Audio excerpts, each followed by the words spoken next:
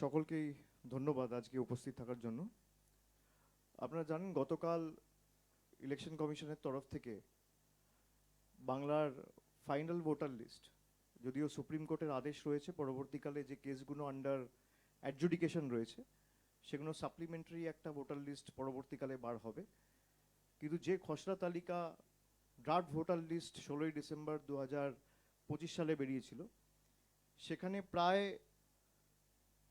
7,06,000 voter ছিল, এবং তার আগে যে ভোটার তালিকা বেরিয়েছিল সেখানে প্রায় 7,66,00,000 ভোটার ছিল। সব মিলিয়ে প্রায় 58 লক্ষ ভোটার বাদ গেছিল।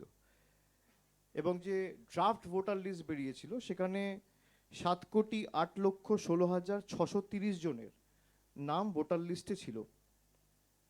পরবর্তীকালে 16ই ডিসেম্বর থেকে শুরু করে জানুয়ারি ফেব্রুয়ারি প্রায় আড়াই মাস হিয়ারিং, কমপ্লেন এসব হয়েছে, সুপ্রিম কোর্ট অবধি মামলা গড়িয়েছে, এবং সেখানে আমরাও আমাদের সামর্থ্য মতো লড়াই করেছি। গতকাল যে লিস্ট রিলিজ হয়েছে, ইলেকশন কমিশন বা সিইওর অফিস থেকে যে নোটিফিকেশনটা জারি করা হয়েছে সেখানে যে তথ্য দেওয়া হয়েছে যে সব মিলিয়ে টোটাল অ্যাডিশন গত আড়াই মাসে, তার মানে ফর্ম 6 বা ফর্ম 6A, যারা বাইরে থাকে তারা ফর্ম 6A ফিল আপ করবে, আর যারা নতুন ভোটার তারা ফর্ম 6 করবে। সেখানে প্রায় 1,82,036 জন ফর্ম 6 ফিল করেছে, এবং টোটাল ডিলিশনের ক্ষেত্রে যেটাকে আমরা ফর্ম 7 বলি সেখানে 5,46,053 জন রয়েছে। আমি আপনাদের অনুরোধ করব যে ইলেকশন কমিশনের বা সিইও ওয়েস্ট বেঙ্গলের যে টুইটার হ্যান্ডেল রয়েছে সেই টুইটার হ্যান্ডেলে একটা বুলেটিন জারি করা হয়েছিল 19শে জানুয়ারি 2026, এবং 19শে জানুয়ারি শেষ দিন ছিল ফর্ম 7 জমা দেওয়ার ক্ষেত্রে। খুব সম্ভবত 14 বা 15 তারিখ অবধি ছিল, তারপরে ওরা একটা নোটিফিকেশন করে আরও 4 দিন বাড়িয়েছিল। যখন বাঁকুড়ায় বিজেপির একটা গাড়ি ধরা পড়ে ফর্ম 7 বোঝাই অবস্থায়, 7-8 হাজার ফর্ম 7 জমা দেওয়ার একটা চক্রান্ত চলছিল, এটা করতে না পারায় ইলেকশন কমিশন বিজেপিকে সুবিধা করিয়ে দেওয়ার জন্য আরও 4 দিন সময়সীমা বাড়িয়েছিল, এবং 19 জানুয়ারি লাস্ট ডেট ছিল ফর্ম 7 জমা দেওয়ার ক্ষেত্রে। সেই যে বুলেটিনটা বেরিয়েছিল সেই বুলেটিনটা বেরিয়েছিল 7:06, সকালে নয়, অর্থাৎ সারাদিন চলে যাওয়ার পরে, ওয়ার্কিং আওয়ার্সের পরে। 7:06 যে ফর্ম 7-এর সংখ্যা ওখানে ছিল 41,961। আপনারা গেলে আপনারা দেখতে পাবেন এটা এখনো রয়েছে। সিইও ওয়েস্ট বেঙ্গলের টুইটার হ্যান্ডেলে বুলেটিনের ডেট হচ্ছে 19 জানুয়ারি 2026। কালকে যে আপডেটটা ইস্যু করা হয়েছে সেখানে ফর্ম 7-এর ক্ষেত্রে সংখ্যা দেওয়া হয়েছে 5,46,053। তো এই 5 লক্ষ অ্যাডিশন হলো কোত্থেকে? আমাদের প্রথম প্রশ্ন। এগুলো আমরা ধাপে ধাপে সব সুপ্রিম কোর্টে জমা দেবো, কিন্তু আমাদের কর্তব্য এটা মানুষের কাছে আনা, জনসমক্ষে আনা, এবং সংবাদ মাধ্যম সমাজের মানুষের চোখ এবং কান। তাই আপনাদের মাধ্যমে আমরা মানুষকে অবগত করতে চাই যে যে জায়গাগুলোতে অনিশ্চয়তা বা অসামঞ্জস্যতা রয়েছে আমরা সেগুলো আপনাদের কাছে তুলে ধরব। 2 হচ্ছে, প্রথম যখন ড্রাফট লিস্ট বেরিয়েছিল তখন আপনারা জানেন যে লজিক্যাল ডিসক্রিপেন্সি বলে কোনো ক্যাটেগরি ছিল না। এসআইআর এর যে নোটিফিকেশন 27শে অক্টোবর ইস্যু করা হয়েছিল, এবং বলা হয়েছিল বাংলায় এসআইআর শুরু হবে, ইনিউমারেশন ফর্ম বিলি করা হবে নভেম্বর মাসের 4 তারিখ থেকে। সেখানে লজিক্যাল ডিসক্রিপেন্সির কোনো মানে নাম পর্যন্ত মেনশন করা ছিল না, কোনো উল্লেখ ছিল না, কোথাও কোনো লজিক্যাল ডিসক্রিপেন্সি বলে কোনো বস্তুই ছিল না। কার্যত ড্রাফট লিস্টে আমরা দেখেছি, তারপরেও আমি সাংবাদিক বৈঠক করে আপনাদের বলেছি যে যে সমস্ত রাজ্যে এসআইআর চলছে সেখানে বাংলায় ডিলিশন সব থেকে কম, এবং যেহেতু বিজেপি নেতারা প্রথম থেকে একটা টার্গেট দিয়ে দিয়েছে, কেউ বলেছে 1 কোটি নাম বাদ যাবে, কেউ বলেছে 1.5 কোটি নাম বাদ যাবে, কেউ বলেছে 1,20,00,000 নাম বাদ যাবে, তাই সেই টার্গেট পূরণের লক্ষ্যে জোর জবরদস্তি, এবং অন্যান্য কোনো রাজ্যে এটা হয়নি, একমাত্র বাংলার ক্ষেত্রে এরা লজিক্যাল ডিসক্রিপেন্সি বলে একটা বস্তু রাতারাতি তৈরি করলো। তৈরি করে 1,20,00,000 মানুষকে লজিক্যাল ডিসক্রিপেন্সির নামে ঢুকিয়ে দিল। এবং লজিক্যাল ডিসক্রিপেন্সির সাথে আর একটা ক্যাটেগরি ছিল আনম্যাপড। আনম্যাপডে ছিল 32 লাখ। তো লজিক্যাল ডিসক্রিপেন্সি বলে যখন কিছু ছিলই না, আমরা পরবর্তীকালে ইলেকশন কমিশনের কাছে গিয়ে বললাম আপনি লিস্ট জনসমক্ষে আনুন, তারা আনতে রাজি হলো না। পরবর্তীকালে সুপ্রিম কোর্টের হস্তক্ষেপে সেই লিস্ট জারি করতে তারা বাধ্য হয়েছে। কার্যত 4-5 দিন লেটে করেছে, কিন্তু তাও সুপ্রিম কোর্টের হস্তক্ষেপের কারণে দেশের সর্বোচ্চ আদালতের আদেশ ছিল বলে তারা করেছে। 32 লক্ষ আনম্যাপড কেস বেড়ে গিয়ে রাতারাতি এখন আন্ডার অ্যাডজুডিকেশন হয়ে গেছে 60 লক্ষ কেস। যে সমস্ত কেস, আমি জানি না যারা এখানে সাংবাদিকরা উপস্থিত রয়েছেন আপনারা ভিতরে ঢুকে সাবজেক্ট বুঝে নির্বাচন কমিশন বা সিইওর অফিসে প্রশ্ন এখনো কেন করেননি। সুপ্রিম কোর্টে স্পষ্টত বলা হয়েছিল যে অমীমাংসিত যে কেসগুলো রয়েছে সেইগুলো জুডিশিয়াল অফিসারদের কাছে যাবে। 21 তারিখ রাত্রে ইআরওদের পোর্টাল বন্ধ করে দেওয়া হয়, ফ্রিজ করে দেওয়া হয় 21শে ফেব্রুয়ারি। এবং 21 তারিখের রাত্রের পর থেকে যে কেসগুলো 21 তারিখ অবধি হয়ে গেছে সেগুলো নিয়ে আর প্রশ্ন থাকবে না। 21 তারিখের পর থেকে যে কেসগুলো অমীমাংসিত রয়েছে সেই কেসগুলো জুডিশিয়াল অফিসারদের কাছে পাঠানো হবে, তারাই ফাইনাল অথরিটি। স্পষ্ট নির্দেশ ছিল। আপনারা যদি ঠিকমতো খোঁজ নেন, যারা এসআইআর এ যুক্ত, সিইও অফিসে যারা রয়েছে বা ইআরও যারা রয়েছে বা ডিইও হিসেবে যারা কাজ করছে বা এই ইআরও হিসেবে প্রত্যেকটা বিধানসভায় 20 জন 25 জন ইআরও রয়েছে, এমনকি বিএলও যারা রয়েছে, প্রায় 1 লক্ষ লোক তো এসআইআর এ কাজ করছে নির্বাচন কমিশনের অধীনে সুপ্রিম কোর্টের অর্ডারে। 14 লক্ষ কেস ছিল অমীমাংসিত। আমি আবার বলছি সংখ্যাটা 14 লক্ষ। এমন 14 লক্ষ কেস ছিল অমীমাংসিত, বাকিগুলো সব তার নিষ্পত্তি হয়ে গেছিল। ইআরও এইআরও লেভেলে তারা সমাধান বা প্রতিকার করেছিল, কোনটা ইনএলিজেবল আর কোনটা এলিজেবল তারা ঠিক করেছিল। তারাই কোয়াসি জুডিশিয়াল অথরিটি, তারাই ফাইনাল অথরিটি, তারাই ঠিক করেছিল।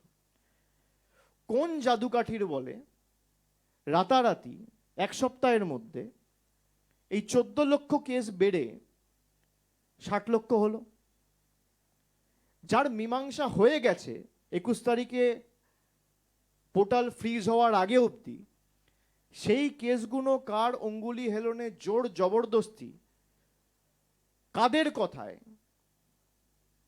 কাদের অঙ্গুলি হেলনে, কাদের চাপে, কাদের বশ্যতা স্বীকার করে এই বাড়তি 46 লক্ষ কেস আপনি আন্ডার অ্যাডজুডিকেশনে ঢোকালেন। এটা আমার দ্বিতীয় প্রশ্ন। আমার তৃতীয় প্রশ্ন, কালকে আমি দেখলাম সিইওকে আপনারা প্রশ্ন করেছেন, উনি বলছেন কারোর নাম যদি বাদ গিয়ে থাকে বা কাউকে যদি মৃত দেখিয়ে দেওয়া হয় ছোটখাটো ব্যাপার। 160 জন মারা গেছে, ওনার কাছে ছোটখাটো ব্যাপার। অন্তঃসত্ত্বা মহিলাকে 7 ঘন্টা 8 ঘন্টা লাইনে দাঁড় করিয়ে রাখছে, ওনার কাছে ছোটখাটো ব্যাপার। 80 বছরের বয়স্ক মানুষ, 85 বছরের মহিলা স্ট্রেচারে করে হিয়ারিংয়ে নিয়ে আসতে হয়েছে, ওনার কাছে ছোটখাটো ব্যাপার। আমার কাছে লিস্ট রয়েছে, আমি কাল রাত থেকে এক ডাকে অভিষেকে ফোন পেয়েছি, 243 জন আমাকে ফোন করেছে। আপনাদের এই লিস্ট আমি দিয়ে দেবো। এই 243 জন বেঁচে রয়েছে, সবাইকে মৃত দেখিয়ে দেওয়া হয়েছে। এখনো পর্যন্ত আমি যে খবর পেয়েছি সংখ্যাটা তো বাড়বে, কমবে না। এখনো তো 24 ঘন্টা হয়নি, কাল সারাদিন ওয়েবসাইট জ্যাম ছিল। এখনো পর্যন্ত 243 জন এমন রয়েছে বাংলা এবং বিভিন্ন জেলা জুড়ে। কারোর দক্ষিণ 24 পরগনায় বাড়ি, কারোর উত্তর 24 পরগনায় বাড়ি, কারোর নদিয়ায় বাড়ি, কারোর বর্ধমানে বাড়ি, কারোর কুচবিহারে বাড়ি। এত লোককে মৃত দেখিয়ে দেওয়া হলো রাতারাতি, ওনার কাছে ছোটখাটো ব্যাপার। ভারতের জন্য বিশ্বকাপ এনেছে দেশের মহিলা ক্রিকেট টিম, এবং যার অবদান সব থেকে বেশি বাংলার রিচা ঘোষ, তাকে দিয়ে দেওয়া হয়েছে আন্ডার অ্যাডজুডিকেশন। মনোজ আগারওয়ালের জন্য ছোটখাটো ব্যাপার। তাহলে ওয়ার্ল্ড কাপ ট্রফিটাও তো আন্ডার অ্যাডজুডিকেশন, তাই নয় কি? অমর্ত্য সেনকে আপনি হিয়ারিং নোটিশ পাঠাচ্ছেন, তাহলে নোবেল প্রাইজটাও তো আন্ডার অ্যাডজুডিকেশন। মোহাম্মদ শামিকে আপনি হিয়ারিং নোটিশ পাঠাচ্ছেন, তার অবদানের কারণে জেতা ওয়ার্ল্ড কাপও তো তাহলে আন্ডার অ্যাডজুডিকেশন। রাজ্য সরকারের মন্ত্রী, আমি সকালে উঠে শুনছি শশী পাজা, তার নাম আন্ডার অ্যাডজুডিকেশন। রাজ্য সরকারের চিফ সেক্রেটারি, তার নাম আন্ডার অ্যাডজুডিকেশন। ঠিক করবে কে? নরেন্দ্র মোদী, অমিত শাহ আর জ্ঞানেশ কুমার, যারা দশকের পর দশক এই বাংলায় রয়েছে। তাদের ভোটাধিকার, মৌলিক অধিকার কেড়ে নেওয়া, খালি ভোট দেয়নি বলে বিজেপিকে। এরকম একাধিক প্রশ্ন তো আমাদের রয়েছে। আমি খালি আপনাদের একটা ভিডিও দেখাবো, ভিডিওটা চালাও। हम पहले डिटेक्ट करेंगे, डिलीट करेंगे और फिर डिपोर्ट करेंगे। यारे যদি 50 লাখ বাদ যায়, এখানে 1,25,00,000 বাদ যাবে। ममता बनर्जी 1 करोड़ घुसपैठिए के नाम बंगाल की वोटर लिस्ट में है। उन्होंने धोकर इन सब इन्फिल्ट्रेटर्स को भारत का नागरिक बना दिया। এসআইআরে কমপক্ষে 1,20,00,000 মানুষ বাদ যাবে। 1 লক্ষ কেন 2 লক্ষ বাদ যেতে পারে। মারু পড়া हम पहले আমি অনুরোধ করব সংখ্যাটা মন দিয়ে শুনুন। करेंगे और फिर डिपोर्ट करेंगे। यारे যদি 50 লাখ বাদ যায়, এখানে 1,25,00,000 বাদ যাবে। ममता बनर्जी 1 करोड़ घुसपैठिए के नाम बंगाल की वोटर लिस्ट में है। उन्होंने धोकर इन सब इन्फिल्ट्रेटर्स को भारत का नागरिक बना दिया। এসআইআরে কমপক্ষে 1,20,00,000 মানুষ বাদ যাবে। 1 লক্ষ কেন 2 লক্ষ বাদ যেতে পারে। মারু পড়া আপনারা দেখলেন এই ভিডিও, কোনো আমার কথা না, তৃণমূলের কোনো নেতার কথা নয়। রাজ্যের বিরোধী দলনেতা শুভেন্দু অধিকারী, তিনি এসআইআর হওয়ার আগে, সংখ্যাটা এই কারণে আপনাদের সবাইকে বললাম মনোযোগ দিয়ে শুনুন, তিনি বলছেন 1,25,00,000 নাম বাদ যাবে। শান্তনু ঠাকুর বলছেন 1,20,00,000 নাম বাদ যাবে। এবার আপনাদের দেখাই, অমিত শাহ বলে না ক্রোনোলজি সমঝো, আপনারা ক্রোনোলজি বুঝুন। 58 লক্ষ নাম প্রথমে বাদ দেওয়া হলো। কালকে দেখানো হয়েছে যে ফর্ম 7-এর মাধ্যমে 5,48,000, মানে 5.5 লক্ষ। তাহলে 58 লক্ষ আর প্রায় 6 লক্ষ যদি আমি ধরি, তাহলে কত হলো? 64 লক্ষ। 6,06,675 under adjudication, sorry 60,06,675 under adjudication. তার মানে 64 আর 60 কত হলো? 1,24,00,000। শুভেন্দু অধিকারী বলেছে 1,25,00,000। শান্তনু ঠাকুর বলেছে 1,20,00,000। এটা আমার কথা নয়, টার্গেট অনেক আগে সেট করে দেওয়া হয়েছে। এই অপদার্থগুলো তো বিজেপি নেতাদের 200 টার্গেট পার করতে পারে না। তাই গরিব মানুষকে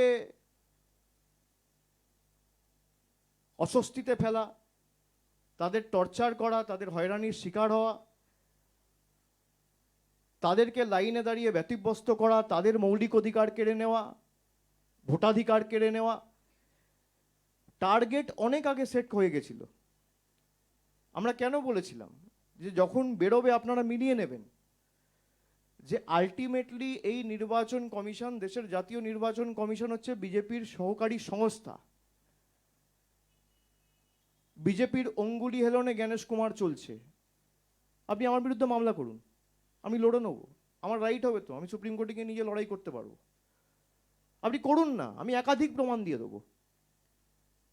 যে নির্বাচন কমিশন সুপ্রিম কোর্টের কথা মানে না, সুপ্রিম কোর্টের গাইডলাইন ফলো করে না, আমরা তো যতবার সুপ্রিম কোর্টে আমাদের দাবি নিয়ে গেছি, সুপ্রিম কোর্ট মান্যতা দিয়েছে।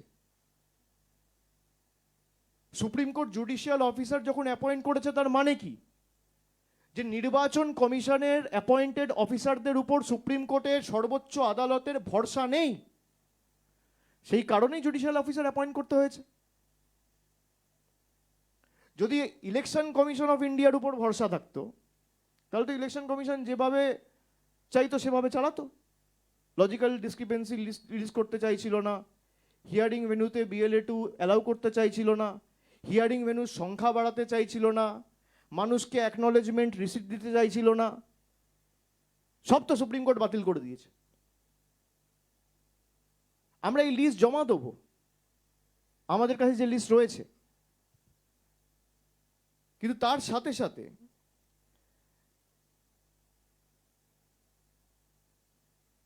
আমি যেমন আপনাদের বললাম রিচা ঘোষের কথা, শশী পাঁজার কথা, এরকম একাধিক, যেমন আমাদের রাজ্যসভার আরেকজন প্রতিমন্ত্রী রয়েছে গোলাম রাব্বানি, তার নাম আন্ডার অ্যাডজুডিকেশন দেওয়া হয়েছে। এছাড়া আমডাঙ্গার 3 বারের বিধায়ক রফিকুর রহমানের নাম আন্ডার অ্যাডজুডিকেশন দেখানো হয়েছে। কুমারগঞ্জের বিধায়ক তোরাফ হোসেনের নাম আন্ডার অ্যাডজুডিকেশন দেখানো হয়েছে।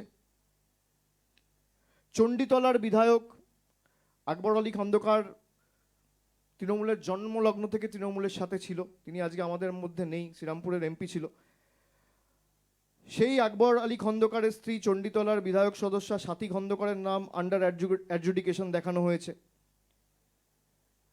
বীরভূমের জেলা পরিষদের সভাধিপতি কাজল শেখের নাম আন্ডার অ্যাডজুডিকেশন দেখানো হয়েছে। সন্দেশখালী 1 নম্বর ব্লকের বর্তমান BDO সায়ন্তন সেন, তার নাম আন্ডার অ্যাডজুডিকেশন দেখানো হয়েছে। ময়নাগুড়ির কর্মরত BDO প্রসঞ্জিৎ কুণ্ডুর নাম আন্ডার অ্যাডজুডিকেশন দেখানো হয়েছে। এরকম একাধিক কেস। এবং আমি আপনাদের প্রথমেই যেটা বললাম যে 19শে জানুয়ারির যে নোটিফিকেশনটা বা বুলেটিনটা, এটার সাথে যদি আপনারা কালকের প্রেস রিলিজটা ম্যাচ করে দেখেন, যেখানে দিনের শেষে ওরা বলেছিল 41,000 ফর্ম 7 পড়েছে, আর কালকে ওরা প্রেস রিলিজ করে নোটিফিকেশন ইস্যু করে বলছে যে ফর্ম 7-এর সংখ্যা 5,48,000। এটা আমি না, ওরা যে রিলিজ করেছে তার মধ্যে ব্র্যাকেটে ফর্ম 7 বলে লেখা রয়েছে, আপনারা নিশ্চয়ই সেটা দেখেছেন। ফর্ম 6-এ যদি আসি, মানে নতুন ভোটার, সেখানে আপনারা দেখবেন যে 19 তারিখের যে নোটিফিকেশনটা ছিল, 20 তারিখেও এর একটা নোটিফিকেশন করেছিল, আপনারা সেটাও দেখতে পারেন। সেখানে ফর্ম 6-এর সংখ্যা ছিল 6,33,762, 6,33,762। আর কালকে যে ফর্ম 6 দেখানো হয়েছে, সেখানে দেখানো হয়েছে টোটাল হচ্ছে 1,82,036। তাহলে 4 লক্ষ কোথায় গেল? 5 লক্ষ বাদ দেওয়া আর ফর্ম 6 থেকে 4 লক্ষ বাদ দেওয়া, এখানেই তো 9 লক্ষ ভোটের হেরফের হয়েছে। আমি আপনাদের যেটা বলেছিলাম যে এই একই জিনিস এরা মহারাষ্ট্রে করেছে, একই জিনিস এরা হরিয়ানায় করেছে, একই জিনিস এরা দিল্লিতে করেছে।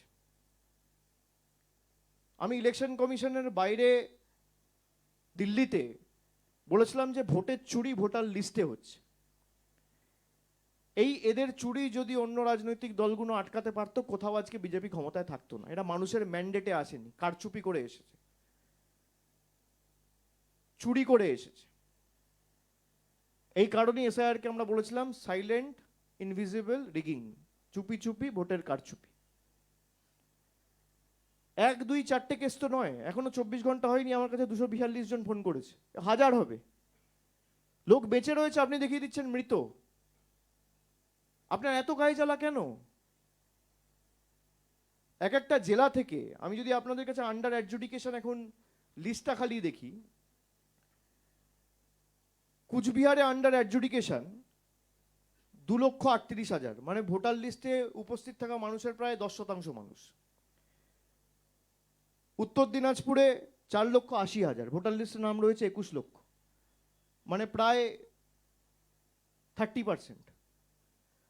মালদায় ভোটার লিস্টে নাম রয়েছে 29 লাখ, আন্ডার অ্যাডজুডিকেশন প্রায় 8.5 লাখ, মানে 40%। 40% ভোটারকে আপনি বাতিল করতে চাইছেন মালদার ক্ষেত্রে। মুর্শিদাবাদ লক্ষ ভোটার লিস্টে নাম রয়েছে, আন্ডার অ্যাডজুডিকেশন 11,01,000, মানে প্রায় 20%-এর উপরে। উত্তর 24 পরগনা 75 লক্ষ ভোটার রয়েছে, আন্ডার অ্যাডজুডিকেশন প্রায় 6 লক্ষ। দক্ষিণ 24 পরগনা প্রায় 5.5 লক্ষ, 5,22,000।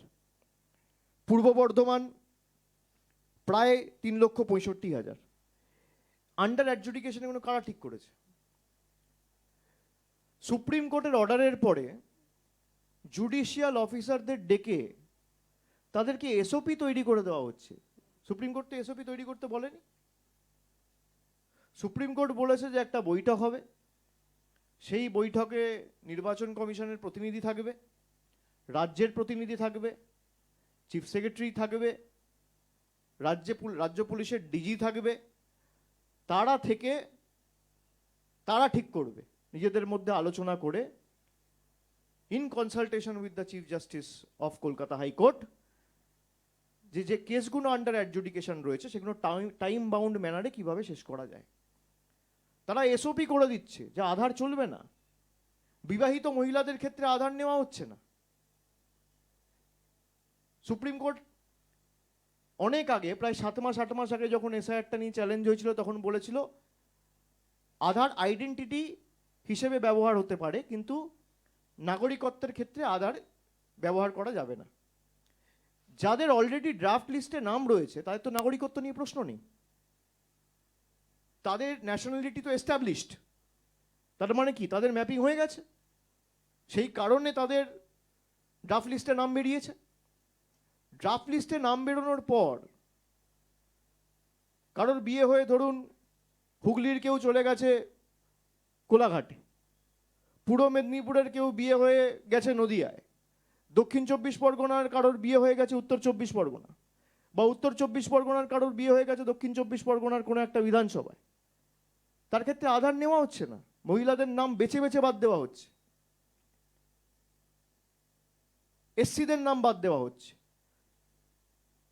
সংখ্যালঘুদের নাম বাদ দেওয়া হচ্ছে, এসটিদের নাম বাদ দেওয়া হচ্ছে, বেছে বেছে, যারা বিজেপিকে ভোট দেয় না। আমি আপনাদের একটা তথ্য দিই, যেমন মালদার ক্ষেত্রে 2021 সালে সুজাপুরে বিজেপি ভোট পেয়েছিল 18,000। প্রতিহিংসা পরায়ণতা কাকে বলে? একটা বিধানসভায় 18,000 ভোট পেয়েছিল, এত হাজার হাজার কোটি টাকা খরচা করে। সেখানে আন্ডার অ্যাডজুডিকেশন একটা বিধানসভা থেকে 1,34,000, মানে 90% অফ দ্য বিধানসভা। আপনি বলে দিন না এই বিধানসভার মানুষ ভোট দেবে না, আপনি ঠিক করুন। আপনারা হাইকোর্ট মানেন না, আপনারা সুপ্রিম কোর্ট মানেন না, আপনারা লোয়ার কোর্ট মানেন না। একটা বিধানসভায় 1.5 লক্ষ ভোটার, সেখানে 1,34,000 under adjudication. Ratua BJP vote পেয়েছিল 57,000, আন্ডার অ্যাডজুডিকেশন 1,04,000। একটা বিধানসভার সংখ্যা, এটা জেলার নয়। মালতীপুর বিজেপি ভোট পেয়েছিল 36,156, under adjudication 94,737। Harishchandrapur BJP vote পেয়েছিল 49,000, under adjudication 91,000। Mothabari BJP vote পেয়েছিল 43,000, আন্ডার অ্যাডজুডিকেশন প্রায় 80,000। খালি 5টা বিধানসভার, মালদায় তো 12টা বিধানসভা রয়েছে, আমি খালি 5টা বিধানসভার উদাহরণ আপনাদের সামনে তুলে ধরলাম, যে একটা বিধানসভার 5%, 7%, 10% লোক নয়, 90% লোক আন্ডার অ্যাডজুডিকেশন। এটা কোন পর্যায়ে দেশটাকে নিয়ে গেছে? আর এটা একমাত্র বাংলায় হচ্ছে। আর যেখানে এসআইআর হচ্ছে সেখানে কিন্তু এত নিয়ম, এত রেস্ট্রিকশন, এই বৈমাতৃসুলভ আচরণ বা বৈষম্য কিন্তু নেই, একমাত্র বাংলার ক্ষেত্রে প্রযোজ্য। এটা আমি মালদার ক্ষেত্রে দিলাম। এবার আপনাদের মুর্শিদাবাদের 5টা বিধানসভা বলি। রঘুনাথগঞ্জ বিজেপি ভোট পেয়েছিল 27,000, আন্ডার অ্যাডজুডিকেশন 1,15,000 একটা বিধানসভা থেকে। ভগবান গোলা বাই ইলেকশন হয়েছিল, তৃণমূল জিতেছিল, বিজেপি ভোট পেয়েছিল 18,490। বদলা নিতে 1,10,000 মানুষকে আন্ডার অ্যাডজুডিকেশন রাখা হয়েছে। শামশেরগঞ্জ 1,08,400 লোককে আন্ডার অ্যাডজুডিকেশন রাখা হয়েছে। সুতি 1,04,980 জনকে আন্ডার অ্যাডজুডিকেশন দেখানো হয়েছে। লালগোলা 1 লক্ষ মানুষকে আন্ডার অ্যাডজুডিকেশন দেখানো হয়েছে। কোনোটা 80% অফ দ্য বিধানসভা, কোনোটা 78%, কোনোটা 75%, কোনোটা 70%, কোনোটা 60%। একটা বিধানসভায় মেরে কেটে 1.5 থেকে 2 লাখ লোক থাকে। 80% পোল হলে 1,60,000 লোক ভোট দেয়, 2 লাখ লোক যদি থাকে সেই বিধানসভায়। তার মধ্যে 1.5 লাখ লোককে রাখা হচ্ছে আন্ডার অ্যাডজুডিকেশন। নির্বাচন কমিশন তো বললো না কজন রোহিঙ্গা ধরা পড়েছে, কজন বাংলাদেশি ধরা পড়েছে, সব বড় বড় ভাষণবাজি করছিল। আজকে তো এদের উচিত প্রকাশ্যে নিঃশর্তে সামনে জনসমক্ষে এসে কান ধরে উঠবস করে বাংলার মানুষের কাছে ক্ষমা চাওয়া। আমাদের বাংলাদেশি বাংলাদেশি বলে তো দাগিয়ে দিয়েছিল, যেখানেই বাঙালিরা যাচ্ছিল অত্যাচার করছিল, বাংলায় কথা বললে বলা হচ্ছিল বাংলাদেশি। এদের নেতারা বলেছে বাংলা বলে কোনো ভাষা নেই,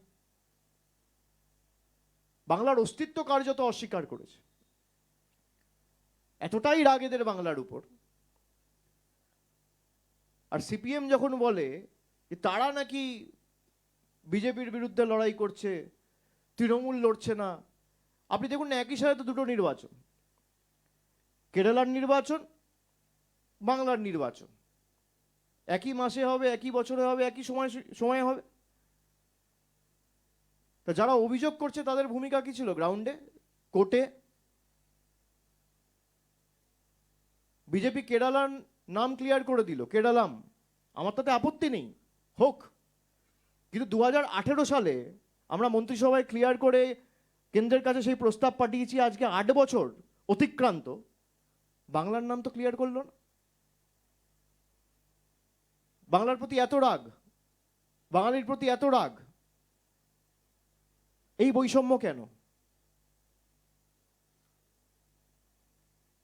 আমরা বলেছিলাম আমরা প্রতিবাদ করতে জানি, আমরা লড়াই করতে জানি।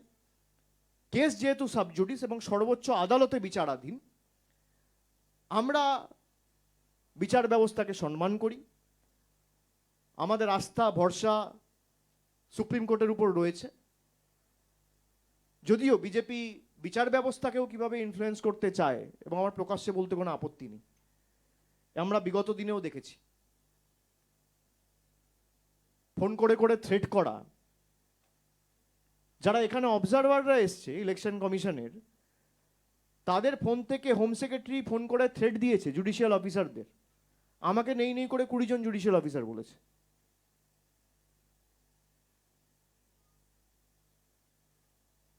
কে এখতিয়ার দিয়েছে? খুব গায়ে লেগেছে। 2024-এ হেরেছেন, 2023-এর পঞ্চায়েতে হেরেছেন, 22-এর পুরসভায় হেরেছেন, 24 থেকে 25 অব্দি যে 12টা উপনির্বাচন হয়েছে সবকটায় হেরেছেন, 21-এ হেরেছেন। 26-এ আপনাদের আসন সংখ্যা 50-এর নিচে যাবে। আমি 1 বছর আগে যা বলেছিলাম আজও তাই বলছি। এসআইআর করুন আর এফআইআর করুন, দম থাকলে মানুষের ময়দানে বিচার হবে, জনগণের আদালতে বিচার হবে। আসুন, কোর্টেও আপনাদের ষড়যন্ত্র ধোপে টেকেনি, আর মানুষের ময়দানেও জনগণের ময়দানেও টিকবে না।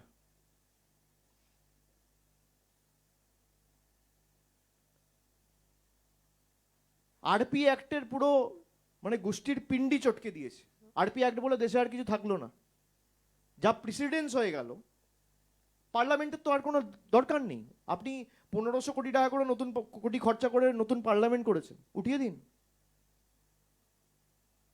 পার্লামেন্টে যে আইন পাস করানো হয়, দেশের বিচার ব্যবস্থার তো কোনো দরকার নেই, সব নরেন্দ্র মোদী অমিত শাহরা বসে ঠিক করুক। গণেশ কুমারদের মতো 4টে পুতুলকে বসিয়ে অন্যরা প্রতিবাদ প্রতিরোধ করেনি, কষ্ট হয়েছে, হয়তো হজম করেছে। বাংলা তো হজম করবে না, এটাই তো পার্থক্য বাংলা আর অন্য রাজ্যের মধ্যে। আরপি অ্যাক্ট এম্পাওয়ার করছে ইআরওকে, ইআরওকে, আর আপনি একটা পিছনে করে গুজে দিচ্ছেন মাইক্রো অবজারভার। তাহলে আপনি সব জায়গায় লাগান। কই অন্যান্য জায়গায় তো মাইক্রো অবজারভার নেই, রাজস্থানে নেই, গুজরাটে নেই, উত্তরপ্রদেশে নেই, বাংলায় কেন? বাঙালির নাম কাটতে হবে।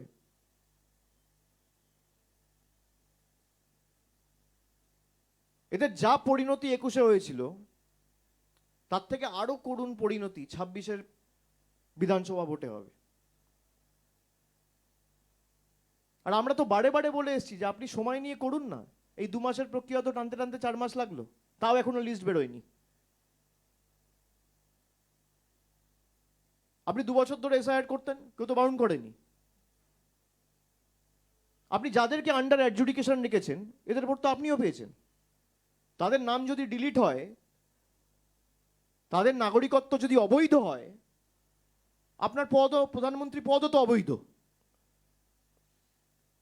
দেশের কেন্দ্রের সরকার তো অবৈধ। আমাদের তো নির্বাচন এমনি 26 সালে হবে।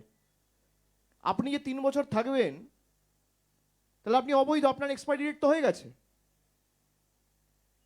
আপনি তো ছাড়ছেন না। মানুষ অবৈধ, আপনি বৈধ, বাহ। বাংলায় 60 কোটি লোক যদি আন্ডার অ্যাডজুডিকেশন থাকে, আপনার প্রধানমন্ত্রিত্ব পদও আন্ডার অ্যাডজুডিকেশন থাকা উচিত।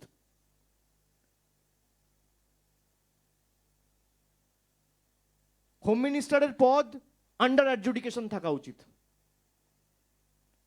এই সরকার যারা রাষ্ট্রপতি নির্বাচিত করেছে, সেই রাষ্ট্রপতির পদও, বা যিনি এখন পদে রয়েছেন, সেটাও আন্ডার অ্যাডজুডিকেশন থাকা উচিত। যারা গভর্নর হয়ে, সেন্ট্রাল রিপ্রেজেন্টেটিভ হয়ে নমিনেটেড হয়ে যাচ্ছেন, সব আন্ডার অ্যাডজুডিকেশন থাকা উচিত। মানুষকে আপনি আন্ডার অ্যাডজুডিকেশন রাখবেন আর নিজে ফুর্তিতে ঘুরে বেড়াবেন। অন্য রাজ্যের মানুষ আপনার ফাঁদে পা দেবে, বাংলার মানুষ পা দেবে না। এই কারণেই বাংলা 4টে রাজ্য থেকে আলাদা। আমাদের দলনেত্রী মমতা বন্দ্যোপাধ্যায়, রাজ্যের মুখ্যমন্ত্রী, তিনি নিজে সুপ্রিম কোর্টে কেস ফাইল করেছেন, এবং সংবিধান আমাকে সেই সুযোগ দিয়েছে যে আমার কেস আমি নিজে লড়তে পারি। তিনি নিজে লড়েছেন তার কেস। দেশের সর্বোচ্চ আদালতে তিনি নিজে সশরীরে উপস্থিত হয়ে সাধারণ মানুষের জন্য প্রশ্ন করেছেন। গত ফেব্রুয়ারি মাসে সে চিত্র আপনারা সবাই দেখেছেন। অন্যান্য যে বিরোধী দলের নেতা নেত্রীরা আছে, না আছে রাস্তায়, না আছে কোর্টে, না আছে পার্লামেন্টে, কোথাও নেই। খালি টিভি চ্যানেল আর সোশ্যাল মিডিয়ায় যত বিপ্লব। মমতা বন্দ্যোপাধ্যায়ের দাবি, তৃণমূলের দাবিকে তো সুপ্রিম কোর্ট মান্যতা দিয়েছে। আমরা হিয়ারিং ভেন্যুর সংখ্যা বাড়াতে বলেছিলাম, ডিসেন্ট্রালাইজ করতে বলেছিলাম, করেছে। লজিক্যাল ডিসক্রিপেন্সি লিস্ট লিস্ট করতে বলেছিলাম, পাবলিশ করতে বলেছিলাম, করেছে। সুপ্রিম কোর্ট বলেছে যে কোথাও একটা নির্বাচিত সরকার এবং দেশের নির্বাচন কমিশন, একটা কনস্টিটিউশনাল বডি, দুজনের মধ্যে একটা অবিশ্বাসের পরিবেশ তৈরি হয়েছে, সেখানে জুডিশিয়াল অফিসারদের অ্যাপয়েন্ট করা হবে এবং তারাই ঠিক করবে। যে হারে জুডিশিয়াল অফিসাররাও তো মানুষ, ওদের কাছে তো কোনো জাদুকাঠি নেই বা সফটওয়্যার নেই।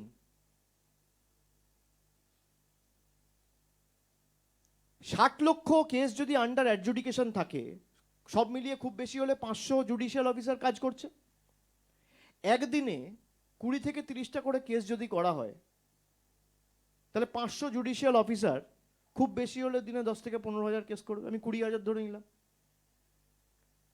তাহলে 60 লক্ষ কেস ক্লিয়ার করতে কতদিন লাগবে? নেই করে 4 মাস। এটা মার্চ, এপ্রিল, মে, জুন। তাহলে ইলেকশন হবে কি করে? বিজেপি চায় না ইলেকশন হোক।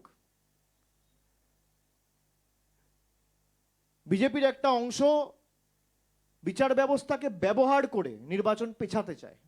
তার কারণ এরা জানে যদি নির্বাচনে যাই ভোকাট্টা হয়ে যাব।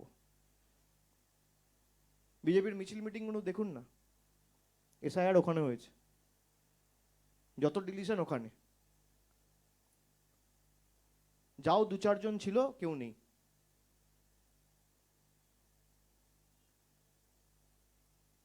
একজন জুডিশিয়াল অফিসার তো যদি 20টা 30টা 40টা করেও কেস করে, তাহলেও তো 3-4 মাস লাগবে। আর নির্বাচন প্রক্রিয়া যদি আপনাকে 5 তারিখের মধ্যে মে মাসের কমপ্লিট করতে হয়, তাহলে আপনাকে খুব বেশি হলে 20 তারিখের মধ্যে নির্বাচন ঘোষণা করতে হবে। আজকে 1 তারিখ, 20 দিনের মধ্যে কি 60 লক্ষ কেস ক্লিয়ার করা যায়? কোন জাদুকাঠি আছে?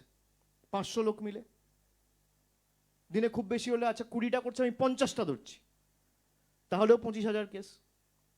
20 দিনে খুব বেশি হলে 7.5 লাখ কেস। 5 লাখ ছিল, আমি আরো 2.5 লাখ ধরলাম, 7.5 লাখ কেস, 60 লাখ কেস করতে হবে। প্রথমত এই যে 60 লাখ কেস পাঠানো হয়েছে এটাই অবৈধ। পাঠানোর কথা ছিল 14 লাখ কেস, পাঠিয়েছে 46 লক্ষ এক্সট্রা, 60 লাখ নিজের ইচ্ছা মতো।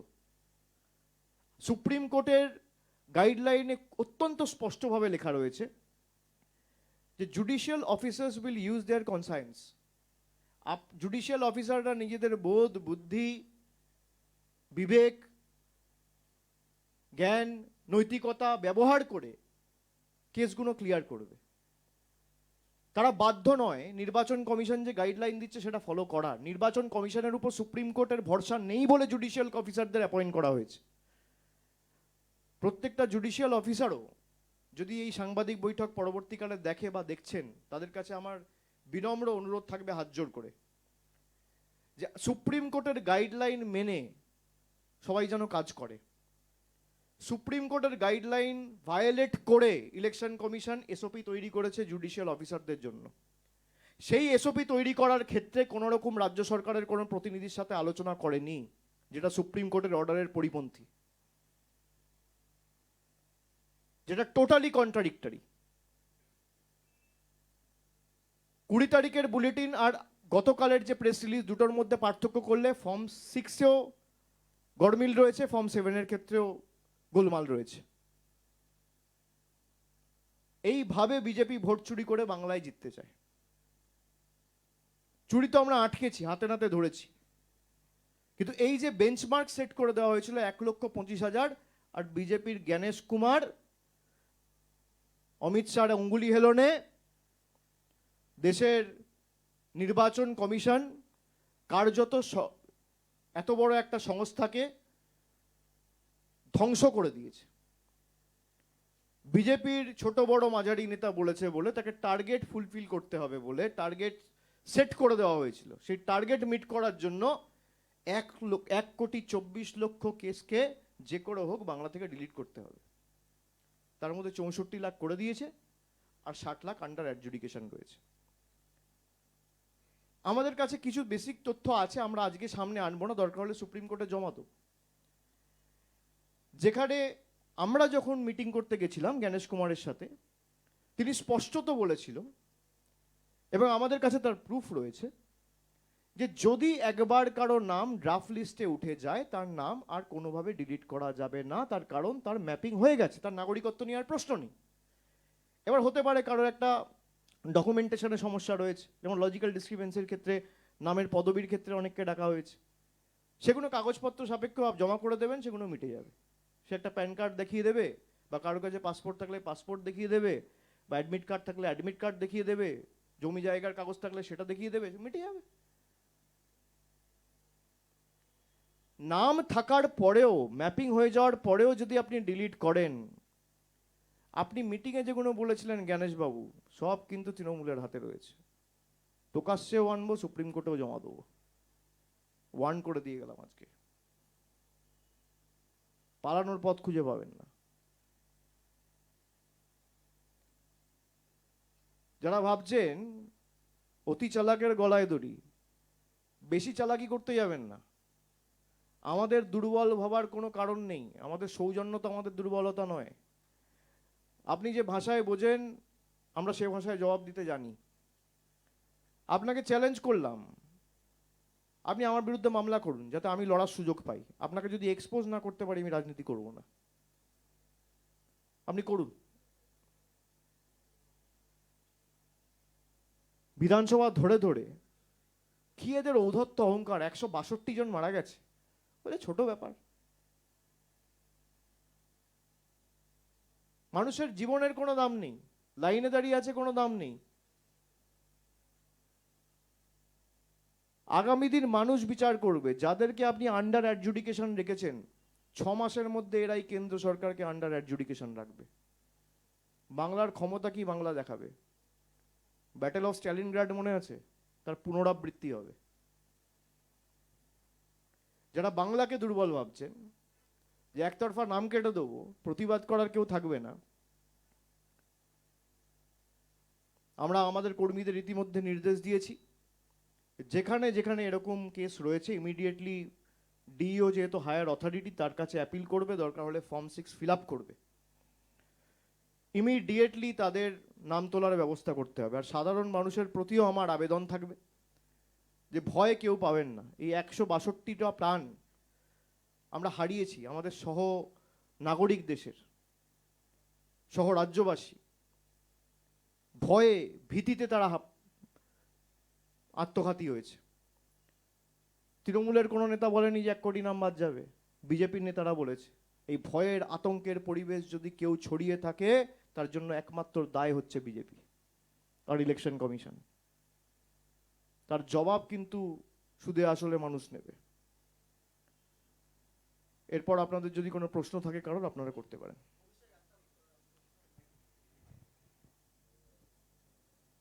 আচ্ছা, আমি তো অলরেডি অনেক কিছু বলে দিয়েছি, যদি এর বাইরে কিছু থাকে তাহলে করবেন। এই আমার প্রশ্ন হচ্ছে, অলরেডি তো বিচারাধীন এই বিষয়টা, এই নতুন ভোটারদের যারা অ্যাপ্লাই করেছিল 5 লাখের কাছাকাছি, কিন্তু 1 লাখের সামান্য বেশি নাম উঠেছে, এই বিষয়টাও কি আপনারা আদালতে তুলবেন? নিশ্চয়ই। আমি যা যা তথ্য আজকে আপনাদের সামনে তুলে ধরলাম, প্রতিটাই তথ্য যথা সময়ে সর্বোচ্চ আদালতের কাছে আমরা প্লেস করব। এটা তো আমাদের কর্তব্য, এটা তো সুপ্রিম কোর্ট মনিটর্ড। তো আপনি তো চুরি করে পালাতে পারবেন না। ইলেকশন কমিশন ভাবছে আমি একতরফা চুরি করে যা ইচ্ছা তাই করে যাবো, আমাকে ধরার কেউ নেই, তার কারণ আমার মাথার উপর নরেন্দ্র মোদী আর অমিত শাহর হাত রয়েছে।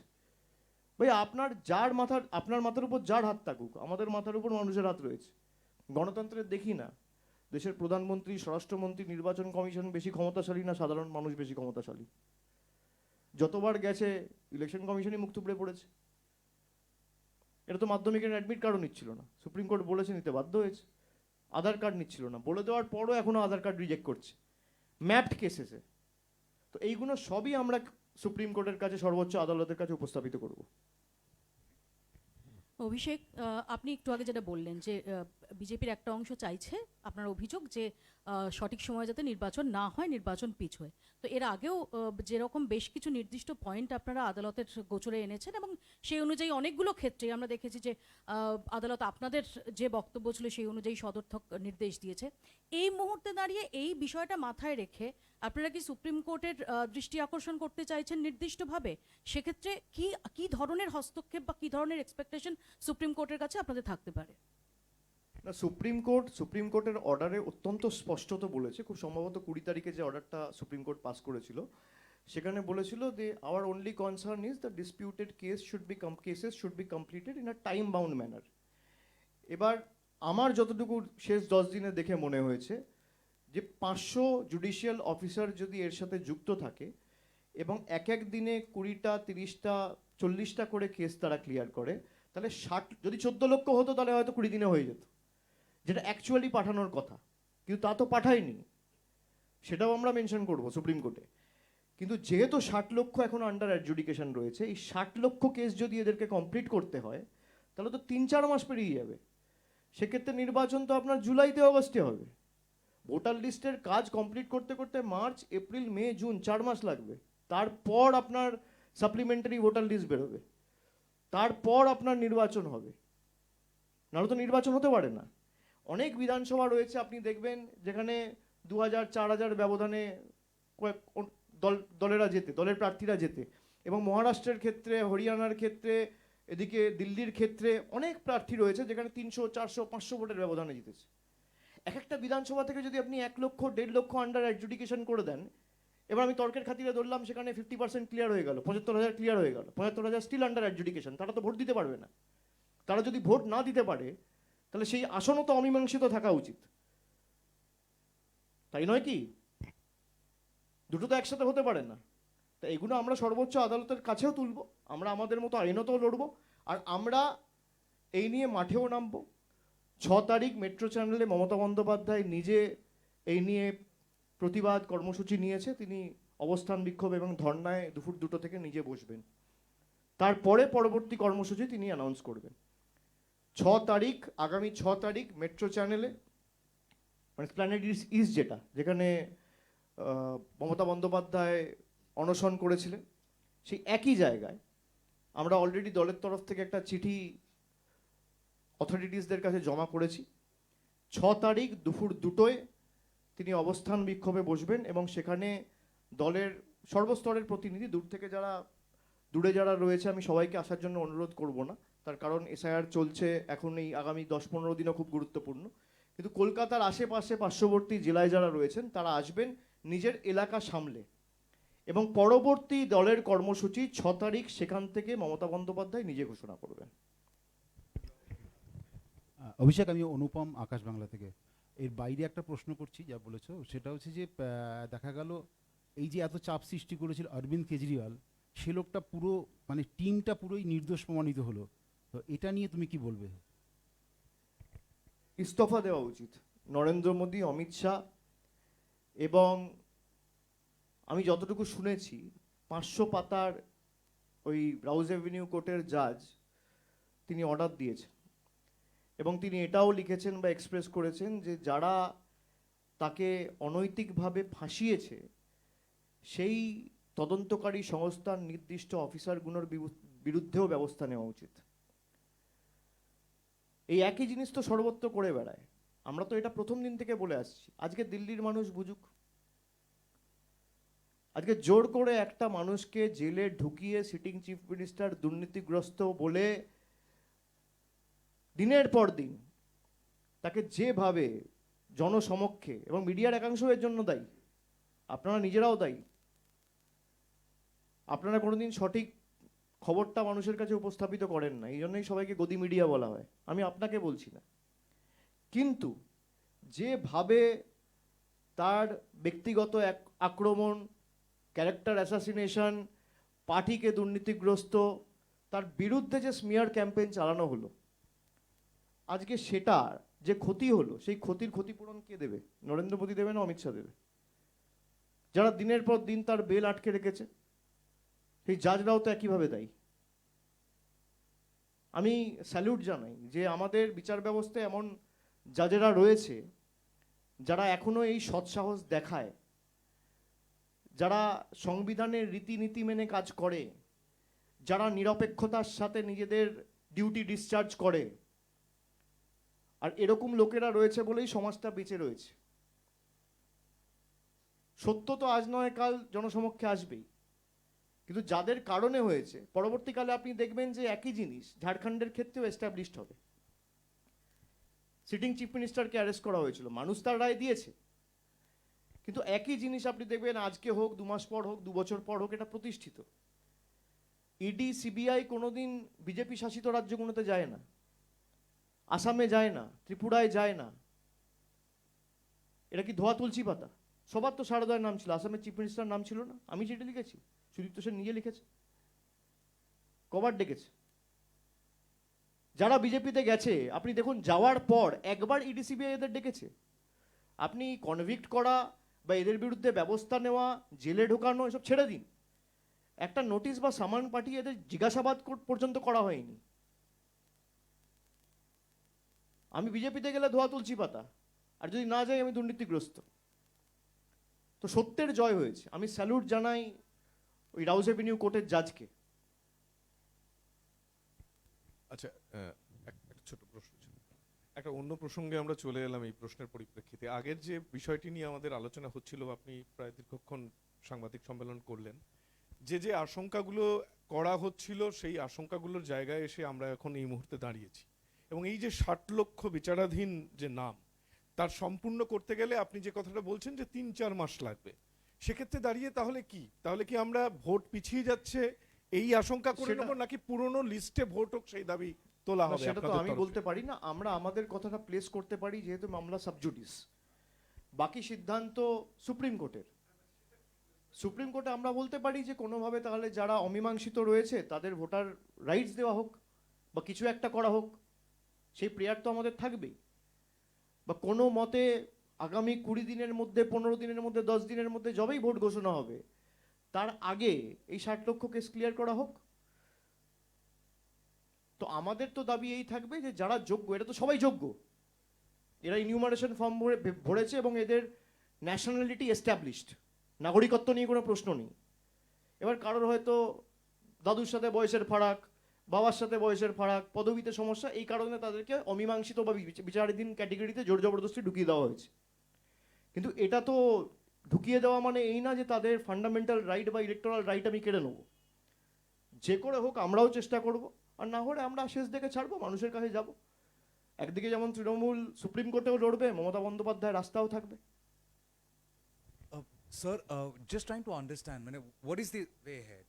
আমরা এখন একদম কনফিউজ যে ইলেকশন কমিশন যদি ইলেকশন অ্যানাউন্স করে দেয়, সুপ্রিম কোর্ট একবারও বলেনি যে ইলেকশন হতে পারে না। সুপ্রিম কোর্ট বলেছে will not be creating any impediment in the SIR work. Supreme court এটাও বলেনি যে এসআইআর না হওয়া পর্যন্ত ইলেকশন অ্যানাউন্স হতে পারে না। যদি এর মাঝখানে ইলেকশন অ্যানাউন্স করে দেয়, দেন হোয়াট হ্যাপেন্স? এর মাঝখানে যদি ইলেকশন অ্যানাউন্স করে দেয় তাহলেও সুপ্রিম কোর্ট যাওয়ার আমার রাইট আছে। সুপ্রিম কোর্ট ক্লিয়ারলি বলেছে যে কেসগুলো আন্ডার অ্যাডজুডিকেশন রয়েছে তাদের সাপ্লিমেন্টারি লিস্ট তোমাকে পাবলিশ করতে হবে। It can be partly, it can be fully. তো তুমি যদি পার্টলি পাবলিশ করো ইলেকশনের আগে তাহলে ওয়েল অ্যান্ড গুড, আর যদি না করো তাহলে সুপ্রিম কোর্টকে আমি জানাবো, পরবর্তী সিদ্ধান্ত সুপ্রিম কোর্টের। মানে আমি আমার কথা প্লেস করতে পারি, সুপ্রিম কোর্ট কি করবে কি না করবে, আর যেখানে যেখানে বাদ গেছে মানুষের কাছে যাবো, বিচার চাইবো। আমাদের যাওয়ার তো দুটো, মানুষ, সাধারণ মানুষ যদি বিপদে পড়ে যাওয়ার তো দুটো তিনটেই রাস্তা, হয় মানুষের কাছে যাও ডেমোক্রেসিতে, নইলে তুমি পার্লামেন্টে যাও, নইলে তুমি সুপ্রিম কোর্টে যাও। এই তো রাস্তা, হয় কোর্টের কাছে বিচার চাও, নইলে তুমি পার্লামেন্টে কোনোভাবে বিচার চাও, বা রাষ্ট্রপতির কাছে চাও, নইলে মানুষের কাছে চাও। এখানে যারা সুপ্রিম কোর্টের যে নির্দেশ দেওয়া হয়েছে সেই নির্দেশও মানা হচ্ছে না। জুডিশিয়াল অফিসারদের যে এসওপি তৈরি করা হয়েছে, সুপ্রিম কোর্টের আদেশ কোথাও নেই যে জুডিশিয়াল অফিসারদের এসওপি তৈরি করবে ইলেকশন কমিশন। এই কারণেই দেরিটা হচ্ছে। এগুলো আমরা সুপ্রিম কোর্টেও বলবো, তারপর যা সুপ্রিম কোর্ট রায় দেবে সেটা মেনেই আমাদের কাজ করতে হবে।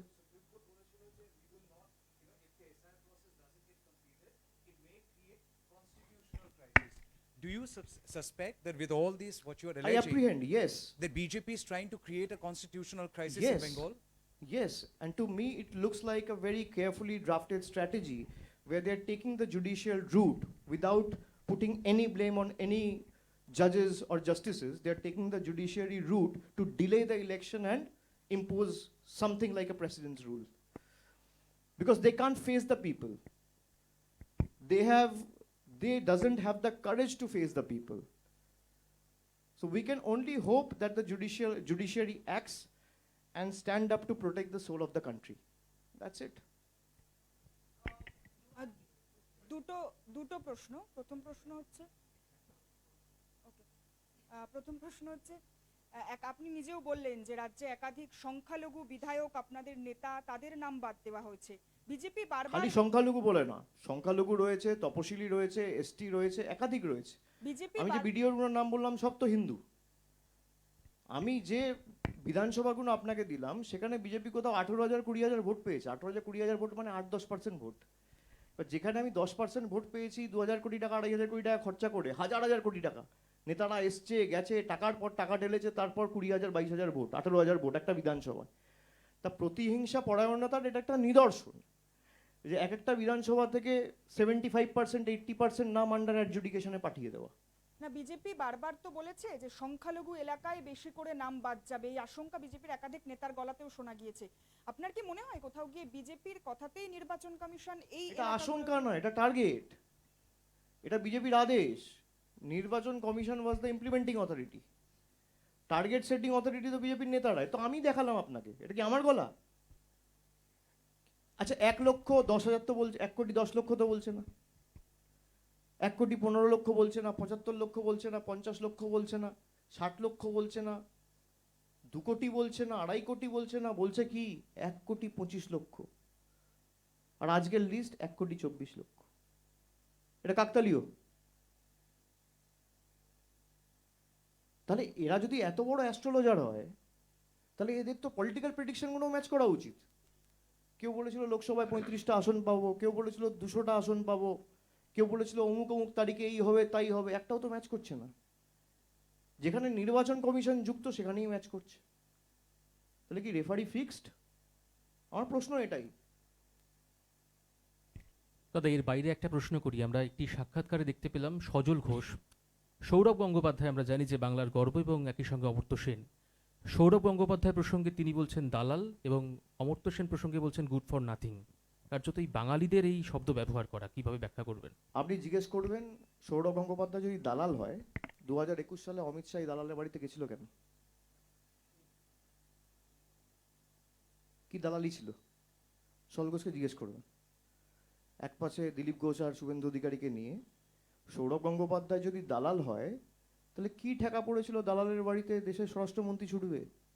তার কি দালালি ছিল? উত্তর উনি দিতে পারবেন, সজল ঘোষকে জিজ্ঞেস করবে। অমর্ত্য সেনের বিষয়ে তিনি বলছেন গুড ফর নাথিং। শুনুন, অমর্ত্য সেন নিয়ে তো বিজেপির একাধিক নেতা বলেছে, এরা তো এদের পেটে তো শিক্ষা দীক্ষা নেই।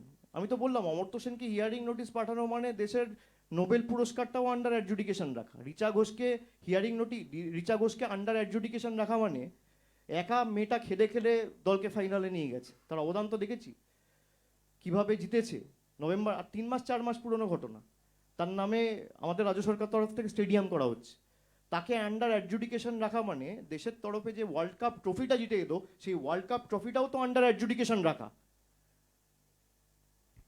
এখনো পর্যন্ত আপনার কাছে 243 জনের ফোন কল এসছে আপনি বললেন। এদের মধ্যে গত মাসে আপনার রণসংকল্প যাত্রায় আপনি বেশ কয়েকজন যারা বাস্তবে জীবিত কিন্তু কমিশনের খাতায় মৃত বলা হচ্ছে তাদেরকে হাজির করিয়েছিলেন বা দিল্লিও নিয়ে গেছিলেন।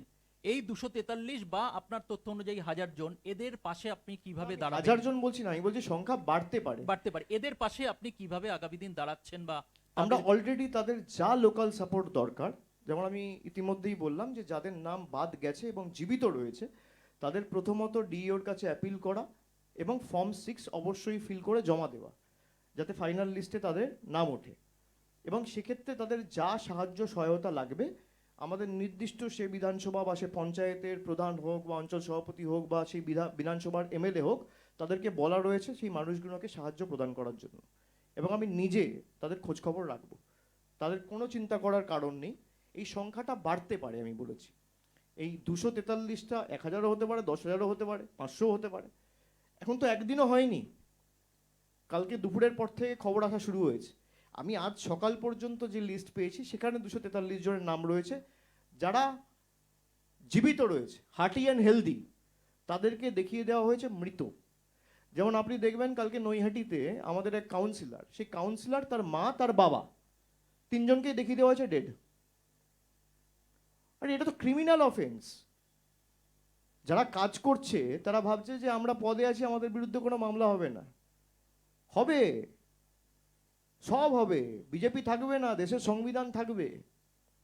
যেদিনকে আপনি পদে থাকবেন না, এফআইআরও হবে, আপনাদের বিরুদ্ধে ব্যবস্থাও হবে।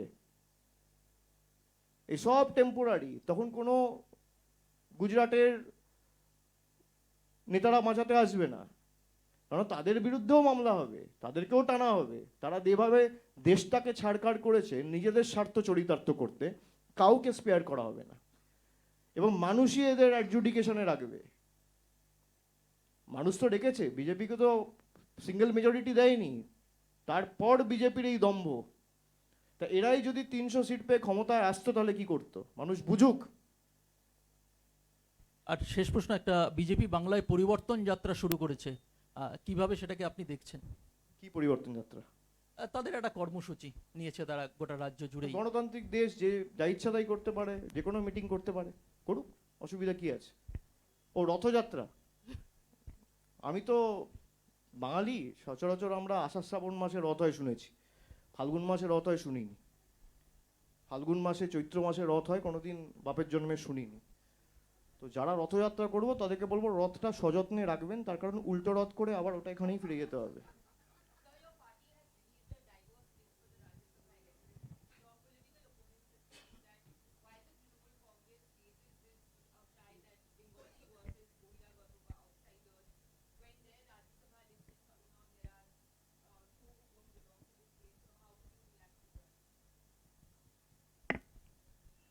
We all are Indian, we need to understand first. And Trinamool Congress will always give importance to the principles laid down in the preamble of the Constitution, which speaks of fraternity, liberty, equality, and justice. So this is a testament to the fact that they are perturbed and bewildered.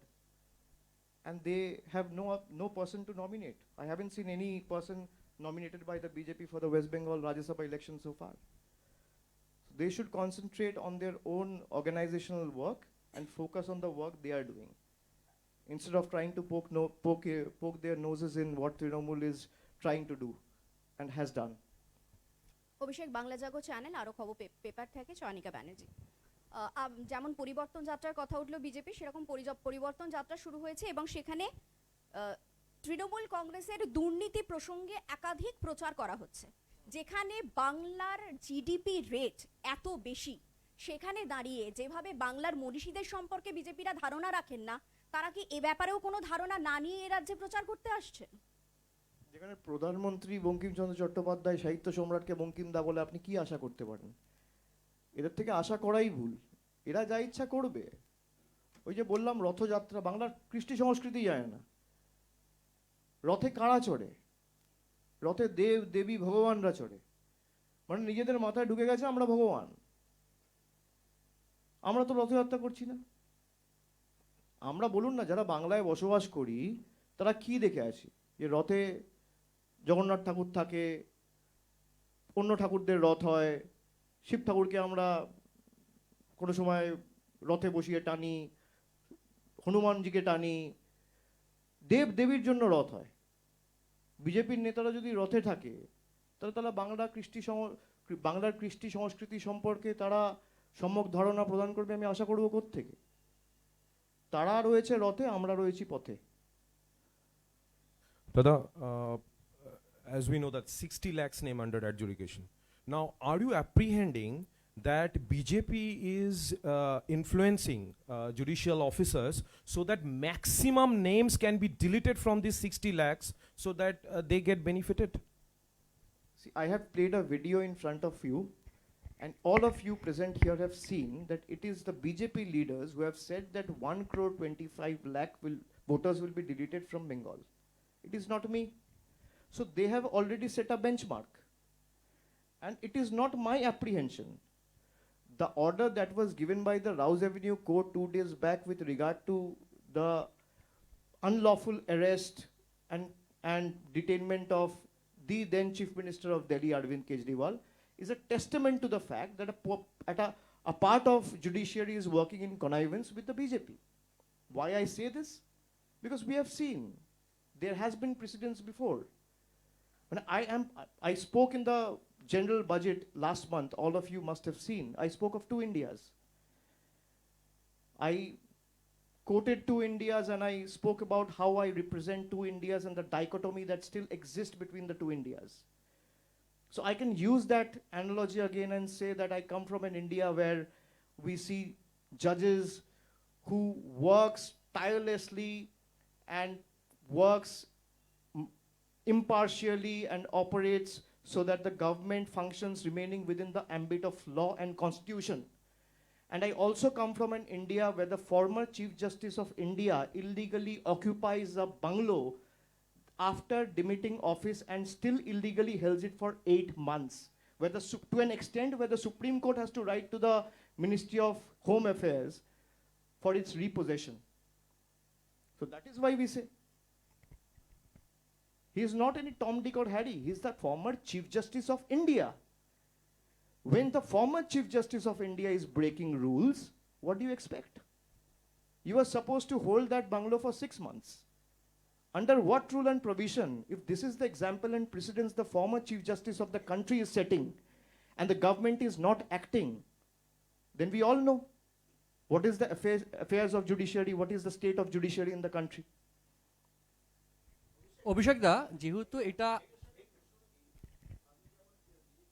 BJP নেতাদের ভিডিওগুলো দেখালেন যেখানে 1,20,00,000 target, এই কিছু কিছু BJP নেতারাই কিন্তু গত কয়েক মাসে বলেছেন যদি নির্দিষ্ট সময়ে এসআইআর সম্পন্ন না হয় তাহলে এই রাজ্যে নির্দিষ্ট সময়ে সরকার গঠিত হবে না, বিধানসভা তৈরি হবে না, তখন রাষ্ট্রপতি শাসন এখানে হবে এবং রাষ্ট্রপতি শাসনে চায় না নির্বাচন হোক। আমি তো সেটা বললাম, এরা মানুষকে ফেস করতে চায় না।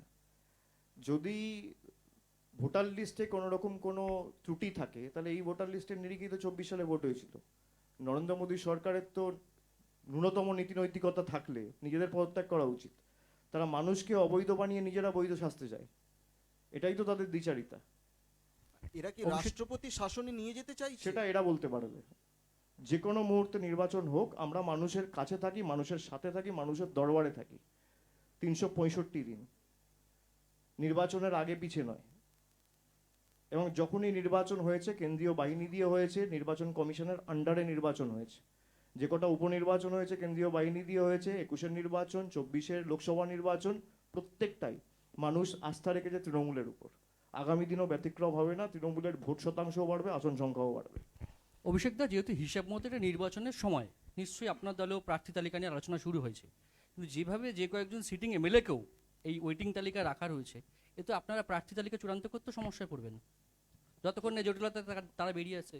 হ্যাঁ নিশ্চয়ই, যদি কেউ ভোটাধিকার প্রয়োগই না করতে পারে তার মানে তো বেসিক্যালি আপনি দেশের সিটিজেনই না। যেখানে আমি তো সেটাই বললাম যে ইলেকশন কমিশন বলে দিল যে ম্যাপিং লিস্টে আমার নাম উঠে গেছে, মানে ড্রাফট লিস্টে আমি ম্যাপড, মানে আমার নাগরিকত্ব নিয়ে কোনো প্রশ্ন নেই। তার মানে আর তার প্রমাণ রয়েছে আমাদের কাছে। আমি যখন বলছি প্রমাণ আছে, আমার হাতে প্রমাণ আছে। দরকার হলে জ্ঞানেশ কুমার আমার এগেনস্টে যদি মামলা করে আমি সুপ্রিম কোর্টের কাছে সে ডিজিটাল এভিডেন্স জমা দেবো।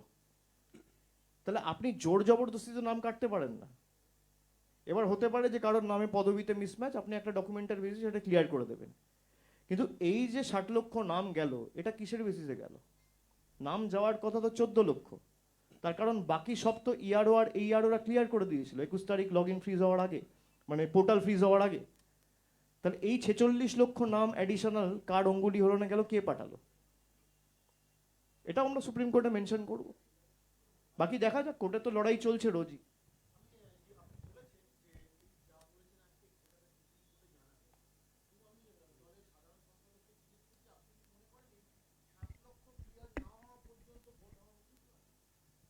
আমি বলেছি এদের ভোটার, প্রথমত আপনি বুঝুন একটা জিনিস, আপনারা এক প্রশ্ন আমাকে আলাদা আলাদা করে 5 জন করলেন।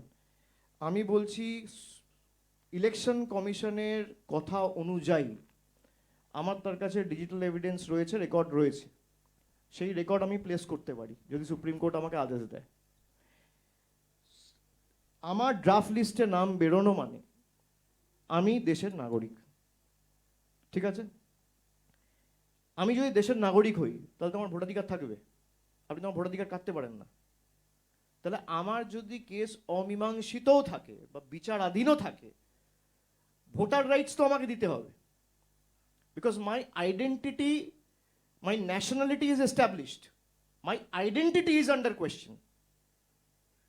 আমার ন্যাশনালিটি যদি এস্টাবলিশড হয়ে যায়, আমার ভোটার অধিকার আপনাকে দিতেই হবে, আপনি জোর জবরদস্তি কাটতে পারেন না।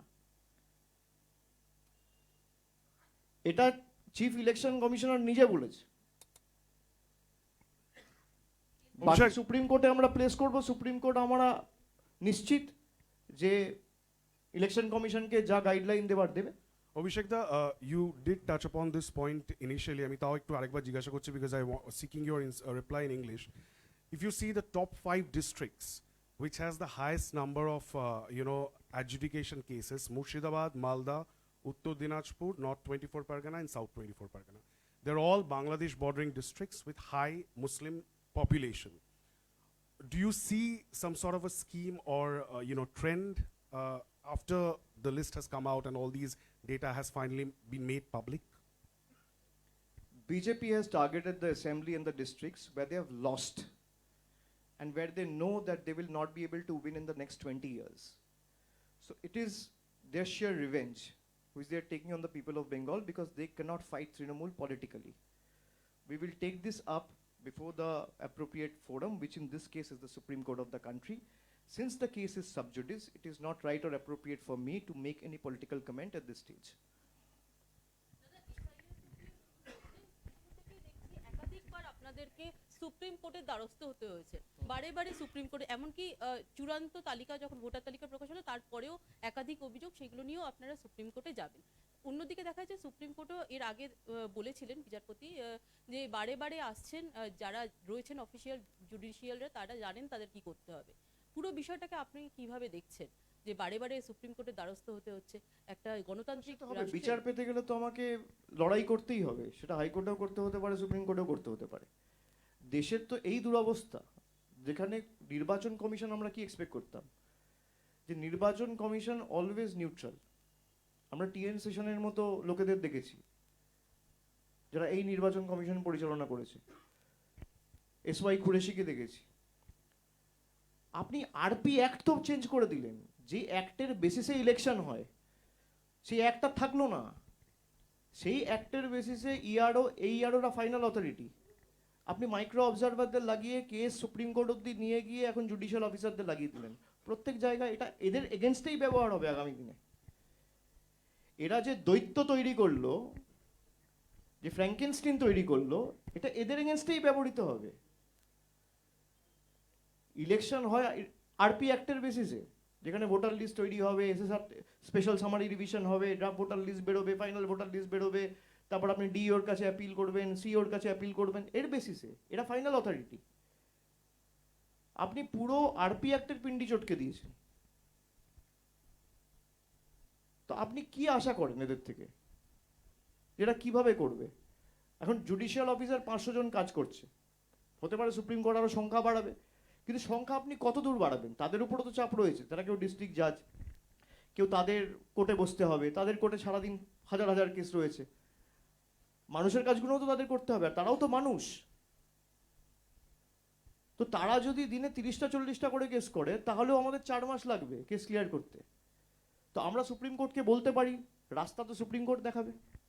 একটা শেষ প্রশ্ন, সেটা হলো যে অ্যাডজুডিকেশন, ডিলিটেশন, এই যে ক্যাটাগরিগুলো দেখানো হচ্ছে, তার বাইরেও এমন কিছু ঘটনা ঘটছে যেগুলো ক্রমশ প্রকাশ্য সামনে আসছে। যেমন ধরুন 2002 সালে বলা হয়েছিল যদি বাবা মায়ের নাম থাকে তাহলে তার সন্তানকে গণ্য করা হবে এদেশের নাগরিক হিসেবে। পরবর্তীতে দেখা গেছে যখন খসড়া তালিকা প্রকাশ পেয়েছে তখন 3 জনেরই নাম রয়েছে, কিন্তু ফাইনাল তাদেরকে হিয়ারিংয়ে ডাকা হয়নি, এবং যখন ফাইনাল লিস্ট আউট হয়েছে তাদের নাম নেই। সেক্ষেত্রে এরকম অনেক ঘটনা সামনে আসছে যেগুলো হয়তো ক্রমশ প্রকাশ্য বা আরো কিছু দিন গেলে বোঝা যাবে। এরকম অনেক কেস আমরা আমাদের পিটিশনে ইনক্লুড করে সুপ্রিম কোর্টে জমা দিয়েছি। সেই কারণেই সুপ্রিম কোর্ট কগনিজেন্স নিয়ে এই অর্ডারগুলো দিয়েছে। আমরা প্রথমে যখন পিটিশন ফাইল করেছিলাম, এরকম একাধিক কেস, যেমন অনেক জায়গা আছে কাকদ্বীপ টাকদ্বীপে 2002 সালের ভোটার লিস্টই নেই, 2003 সালের ভোটার লিস্টকে বেঞ্চমার্ক ধরা হচ্ছে। তো সেই সমস্ত ক্ষেত্রে কোর্টের একটা অর্ডার ছিল যে কোনো কিছু ডকুমেন্ট লাগবেই না, খালি দেখে নিয়ে কোনো ওর কাছে যদি আইডেন্টিফিকেশন ডকুমেন্ট থাকে তার বেসিসে তাকে ছেড়ে দেওয়া হবে। তার ক্ষেত্রেও আধার নেওয়া হচ্ছে না। আমার সোজা প্রশ্ন হচ্ছে যে যদি আমার ড্রাফট লিস্টে নাম থাকে তাহলে আধার তো আমার আইডেন্টিটি, সেটা তো একটাই এক কার্ড, যেটা সুপ্রিম কোর্ট বলে দিয়েছে তার বেসিসে হবে। সুপ্রিম কোর্টের অর্ডারের পরেও এরা নিজেদের মতো করে এসওপি তৈরি করছে, জাজেদের বোঝাচ্ছে, এবং ম্যাক্সিমাম জুডিশিয়াল অফিসার সুপ্রিম কোর্টের গাইডলাইন ফলো করে কাজ করছে। কিছু লোক তো কনফিউজ হচ্ছে, তার কারণ সুপ্রিম কোর্টের গাইডলাইন আর এরা যে এসওপি তৈরি করেছে দুটোর মধ্যে পার্থক্য রয়েছে। তো আমি সবার কাছে অনুরোধ করব, আবেদন রাখবো যে আপনারা সুপ্রিম কোর্টের গাইডলাইন মেনে কাজ করুন। সুপ্রিম কোর্ট বলেছে Aadhaar is to be accepted, election commission বলছে আধার চলবে না, ডোমিসাইল সার্টিফিকেট চলবে না, দুটো তো কন্ট্রাডিক্টরি। আর এই কেসগুলো আমরা আগেও মেনশন করেছি, আগামী দিন আমাদের কাছে যদি এই কেসগুলো এরকম কিছু আসে, আমাদের লিগ্যাল টিম অলরেডি কাজ করছে, আমরা এগুলো সুপ্রিম কোর্টের কাছে ঠিক টাইমে প্লেস করব। As you mentioned that you anticipate that a constitutional crisis can come up and we might see a president's rule like a situation ahead of the elections.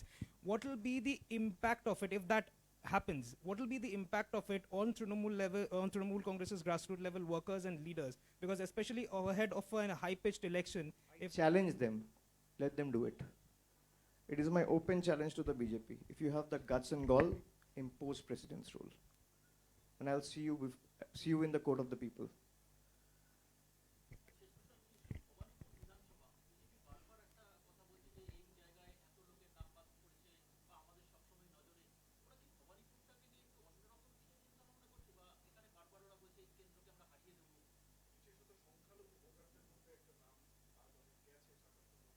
Mamata Bandyopadhyay margin আরও বাড়বে, যত করার করুক। এসব করে লাভ নেই।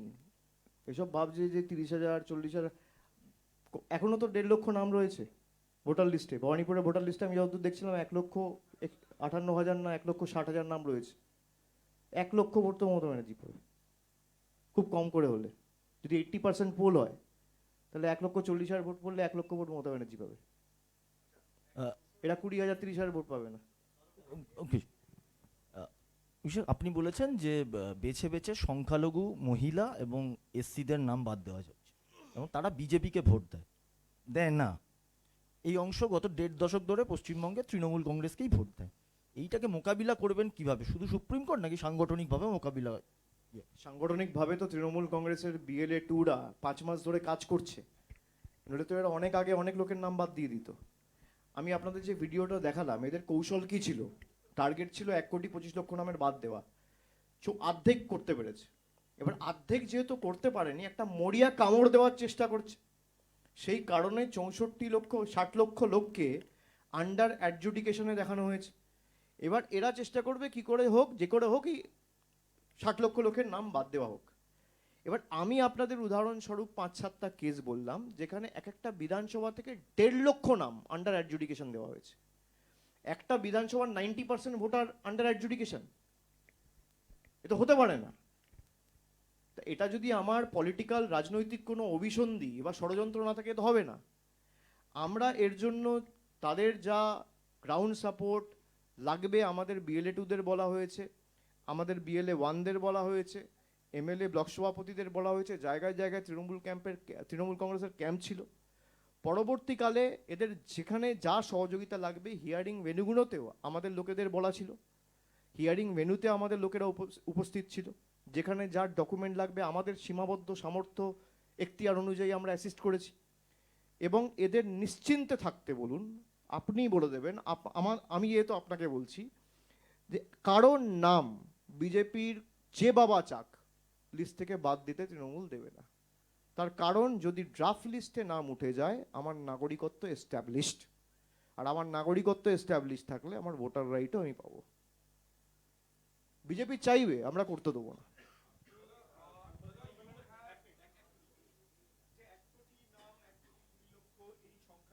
বারে বিজেপি নেতাদের মুখে আসছে।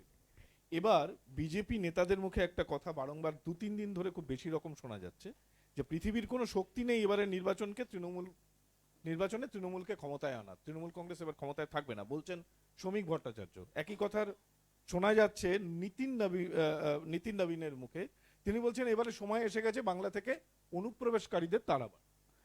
আমি 28 তারিখ যখন SIR এর নোটিফিকেশন ইস্যু হয়েছিল, তার 2 দিনের মধ্যে একটা প্রেস করেছিলাম। আমি বলেছিলাম যে আমার ওপেন চ্যালেঞ্জ বিজেপি নেতাদের কাছে, বড় বড় ভাষণবাজি গলা ফাটিয়ে মিডিয়ার কাছে লাভ নেই।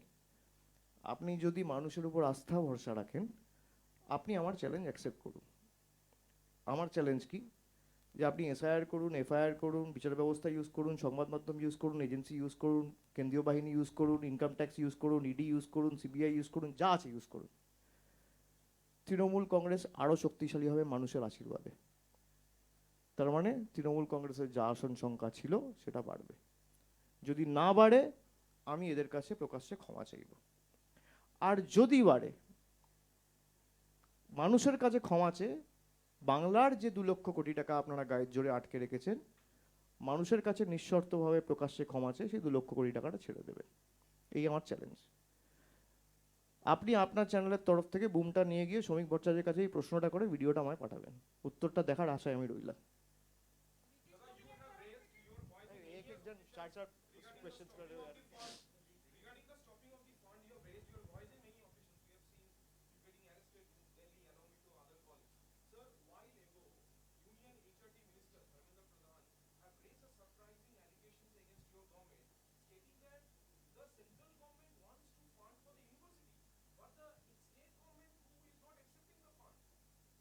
State government is not accepting the fund. Ask him to release the white paper. The PM also came and said that we have sent 40,000 crores to the state of West Bengal to give away houses. प्रधानमंत्री आवास योजना में 40,000 करोड़ रुपए दिया है. मैं तो 3 साल से white paper मांग रहा हूँ. भाई 40,000 करोड़ रुपए आया है तो उड़ के तो नहीं आएगा, बैंक के थ्रू आएगा. आप रिलीज कर दो व्हाइट पेपर, कोई मना तो नहीं कर रहा है. 100 दिन का कितना पैसा दिया है 5 साल में, व्हाइट पेपर रिलीज करो. आवास में आपने कितना पैसा दिया है 4 साल में, व्हाइट पेपर रिलीज करो. ग्राम सड़क योजना में कितना पैसा दिया है, व्हाइट पेपर रिलीज करो.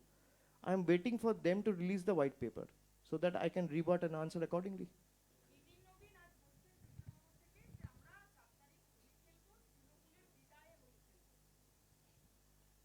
অনেক আবির কিনে রেখেছে, ইউজ হবে না.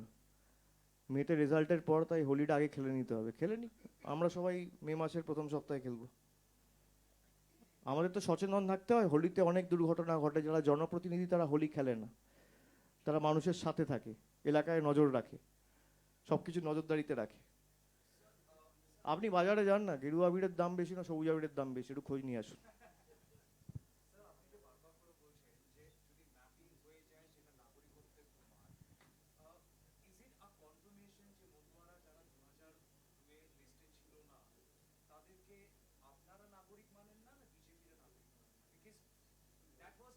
এটা আমার কথা না, আমি তোমাকে বারবার বলছি, this is as per the CEC, এটা চিফ ইলেকশন কমিশনের কথা. আমরা এসআইআর এর বিরুদ্ধে ছিলাম প্রথম দিন থেকে.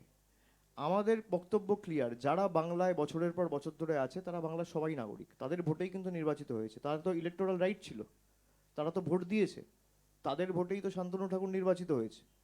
তা তারা যদি নাগরিক না হয় তাহলে শান্তনু ঠাকুরও এমপি না, অসীম সরকারও এমএলএ না, জগন্নাথ সরকারও এমএলএ না, এমপি না. আমরা সবাইকে নাগরিক মানি. কিন্তু বিজেপির লাগানো ইলেকশন কমিশনের চিফ ইলেকশন কমিশনের কথাও যদি আমি বেঞ্চমার্ক ধরি, তিনি বলেছেন যে যদি একবার ড্রাফট লিস্টে ইনিউমারেশন ফর্ম ফিল আপ করার পর নাম বেরিয়ে যায়, that means my nationality is established. তার মানে কোনো না কোনোভাবে আমার বাবা কাকার নাম তো ছিল রে ভাই 2002 সালের ভোটার লিস্টে. তো আমার বাবা কাকা মায়ের নাম যদি থাকে 2002 সালের ভোটার লিস্টে, তাহলে তো আমি দেশের নাগরিক. আমার বক্তব্য এটা. তুমি আমাকে জিজ্ঞেস করছো যে মতুয়াদের যাদের নাম ছিল না তাদেরকে কি আপনারা নাগরিক মানেন না? আমি সবাইকে নাগরিক মানি. যারা বাংলায় রয়েছে বছরের পর বছর ভোট দিয়েছে, সবার অবদান রয়েছে. তাদের ভোটই বিজেপি নিয়েছে, এখন তাদের নাগরিকত্বহীন করতে চাইছে বা করেছে কিছু লোককে. সব থেকে বেশি ক্ষতিগ্রস্ত তো মতুয়ারা. শান্তনু ঠাকুর বলছেন 2 লাখ 5 লাখ লোকের নাম বেরগে বাদ যাবে. অসীম সরকার বলছে তোরা মরলে মর. এটা আমার কথা না. তো যারা ভোট দিয়ে বিজেপিকে জিতিয়েছিল, যে মতুয়া ভাইয়েরা বোনেরা, তারা বুঝুক যে এই দলটাকে ভোট দেওয়ার খাল কেটে কুমির আনা এক.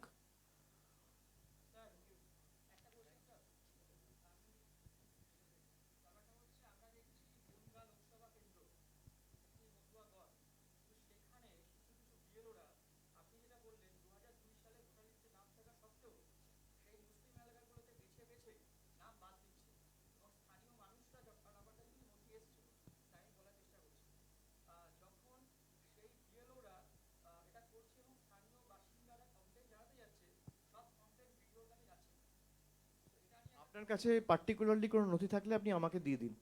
আমার যতটুকু সামর্থ্য রয়েছে আমি প্রত্যেকটা কেস নিজে দেখব এবং এদের পার্সোনালি অ্যাসিস্ট করব. নিশ্চিন্তে থাকতে বলবেন. Thank you.